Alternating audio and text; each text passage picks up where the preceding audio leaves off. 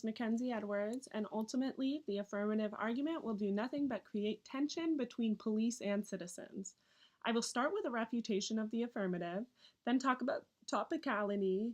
Next, I'll go over the masking disadvantage, and lastly, I will point out a rule broken by the affirmative. First off, for my refutation, the affirmative states that the problem is citizens are scared of police officers. To which I say, no, they are not, because if they were scared of police officers, they would not be relying on police officers to protect them in times of crisis. And because we still see cops being called by citizens frequently to solve situations that have arises, people are not too scared of police officers. The affirmative also states that citizens do not have a voice, to which I respond, yes, they do have a voice. Because you can find examples of citizens speaking up against police officers and those police officers being relieved from duty, citizens have a voice. Just because they don't choose to use it doesn't mean they don't have a voice. They have it. They just need to activate their voice and use it for the correct causes, even if speaking up against police officers is hard. Affirmative states that police officers are less likely to engage in misconduct wearing body cameras, to which I state this is not true, because we have a lot of footage of police officers still engaging in misconduct, shooting, mistreating of citizens. Because body cameras do not stop situations from escalating, there's still going to be police misconduct with or without body cameras. The affirmative also states that police are wrongly accused when they did nothing wrong, to which I state that is not true. As previously stated, the affirmative says that citizens do not have a voice against police officers because the police officer is in a position of authority.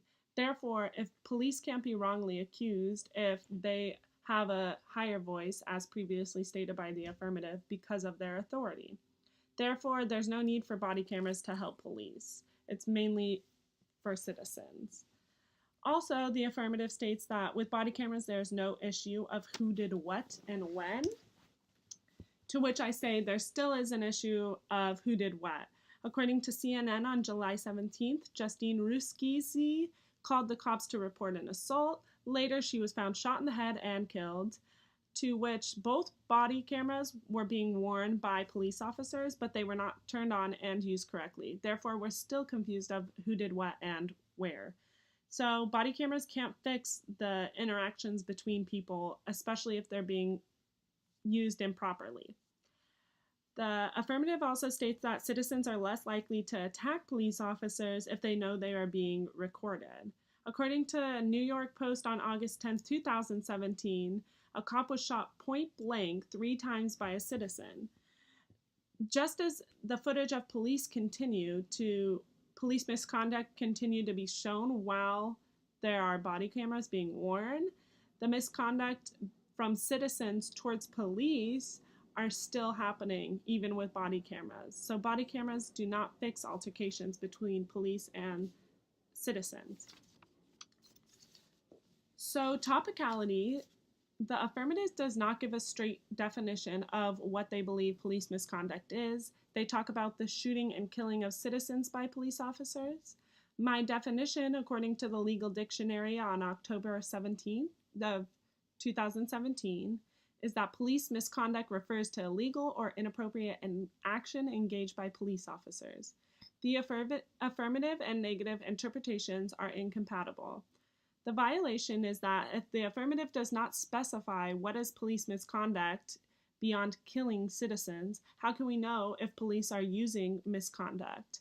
And we cannot expect a change with body cameras if there is no specific information about what actions we want police to change, what is considered misconduct, and how we're going to change that. For the masking disadvantage, the uniqueness is that the real problem is training and requirements from police and police academies within communities. The link is that people think spending money on body cameras will change police and their actions, which will falsely solve police misconduct. We may see a drop in police misconduct with body cameras being worn, but we still have the ultimate issue of police training and biases. The internal link is that people will lose focus on the real problems, how to create less police misconduct in our communities, especially in poverty-driven neighborhoods where there's no money for body cameras. This is where the most police misconduct happens, and a lot of that arises from tension between different social status and or race, etc. The impact is that police body cameras cannot be funded in all communities, and the communities who need it the most will not be able to attain them, especially at the rate the affirmative states how much is being spent on body cameras. Therefore, regardless of a drop in police misconduct because of body cameras, the bigger issue is not solved, that people in poverty-driven neighborhoods have the highest rate of police misconduct. If they don't have the money to obtain those police body cameras, then the police misconduct isn't just going to disappear. And lastly, according to the NFA bylaws of 2016, the Linkus-Douglas debate rule subpoint 5b states that students should only use evidence that is accurate and thoroughly referenced in their speeches, and goes on to state that debaters should use evidence accurately and directly quoted. The evidence should be quoted with proper respect to the context of the original source. Continuing under 5b number 1, it says that indicated during the performance the name of source and date the information was collected and method used to collect this information. The affirmative violated this rule in the very beginning when they state that in 2017 there were 960 people shot and killed by police officers. This rule is good because without citing sources, we are unsure if this information is legitimate. The affirmative could be making these numbers up simply for evidence as to why body cameras are needed, but if the information is not accurate or correct, this information makes their argument for body cameras unreliable.